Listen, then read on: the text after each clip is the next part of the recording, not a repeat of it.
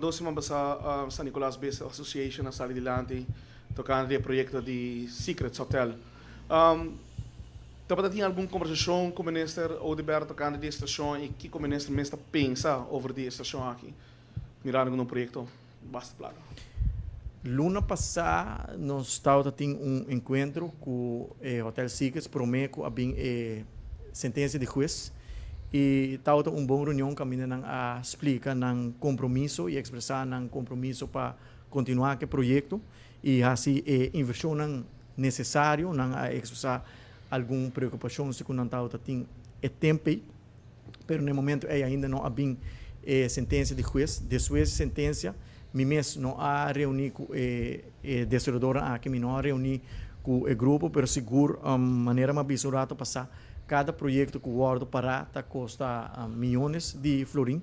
está percurar para vários empregados que da sem trabalho, no momento que as we speak, o projeto está parar e também está tendo dúvida de grupo de inversionistas se não pode continuar o projeto sim ou não. E se não pode continuar o projeto, tem problema mais grande para o governo, para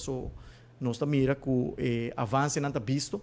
tá basta milhão florim e acaba a World invertir. Então, está lamentável se o projeto aqui não está continuar. E o mais lamentável está que o grupo de habitantes não está lá, o projeto chega assim leu para que entra caso atrás de caso. O tal também